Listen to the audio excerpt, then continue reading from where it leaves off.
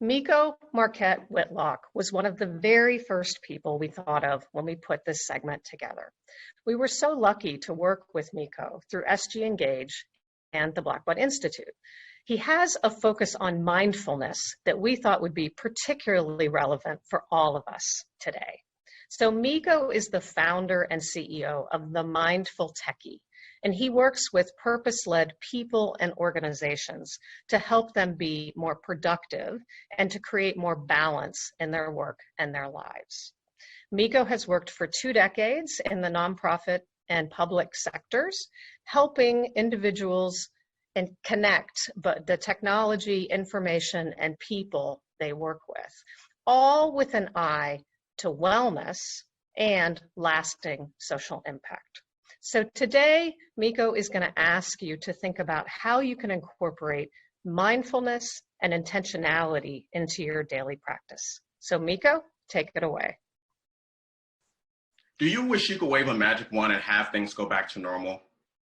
There's been so much talk lately about things going back to the way they were before the pandemic knocked us all off our feet. But the truth is, normal probably wasn't working for you if you consistently had too many things on your plate, not enough time and resources to get everything done, and you were just perpetually overwhelmed. And new research shows that the current normal isn't much better. We're working more, but we're actually getting less done. We're consistently emotionally drained and exhausted. And all of this technology is actually making us less, not more productive.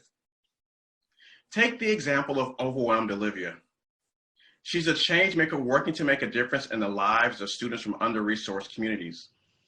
She's a mother of 2 small children, she's a wife, and she absolutely loves the work that she does. But like many of my clients, she is perpetually on the brink of burnout from trying to do it all and have it all. She confesses to me that before she's even rolled out of bed in the morning, before she's even said good morning to her partner, she is up on her phone, scrolling through social media, responding to text messages, checking emails, and going through those mental checklists in her head. She rushes to her laptop and spends her entire day in a perpetual state of distraction. By the time her day ends, she is utterly exhausted from nonstop Zoom meetings and spending so much time in front of her screen.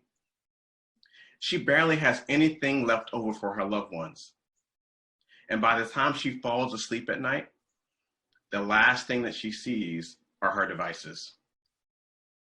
She repeats this cycle over and over and over again. But she is not alone. In fact, one survey shows that nearly 3/4 of us say that we bring our devices to bed with us at night. Another quarter say they are the last thing we see before we actually close our eyes. Now, why is this? It's partially because we are in the midst of the largest homeschooling and working from home experiment in history. But as the Canadian government reminds us, we're not really working from home. We're at home during a crisis trying to get work done. While this pandemic might be unprecedented, the truth is that the change that we're experiencing, disruption that we're experiencing, is all a natural part of life. I believe that one of the biggest challenges that we're facing right now is not so much related to the pandemic, but related to something that I call IDD. Now, you may have heard of ADD or ADHD, but what I'm talking about is inattention deficit disorder.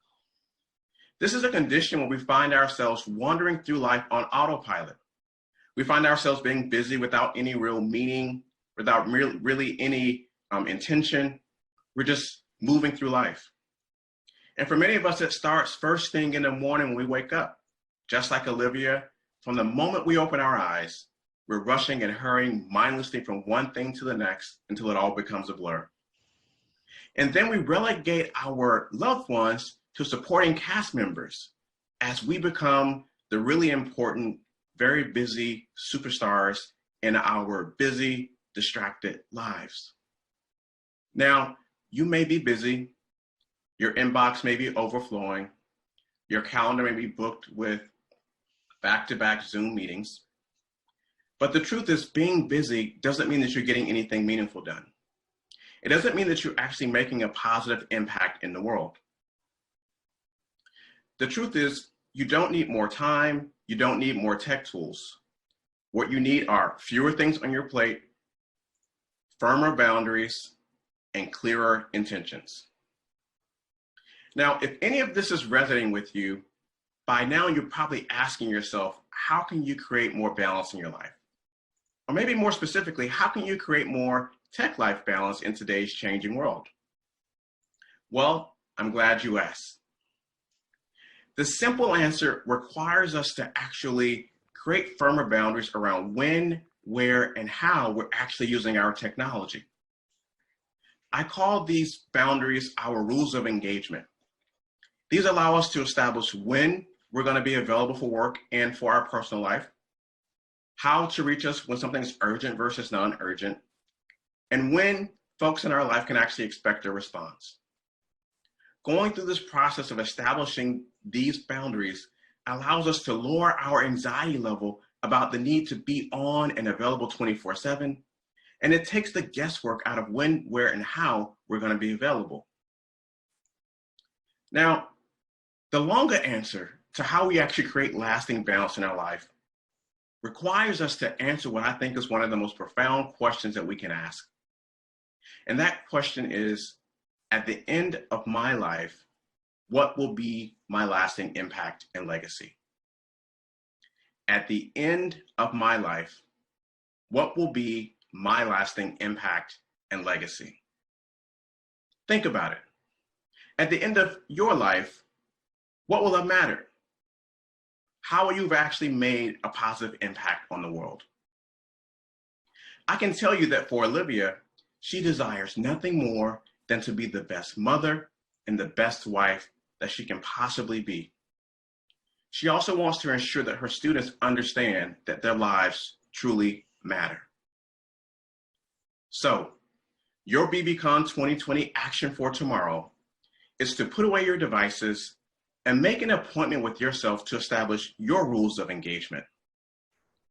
Now, this simple exercise won't magically make things go back to normal, but it will make you and your team more efficient, more effective, and more resilient in the new normal. Thank you.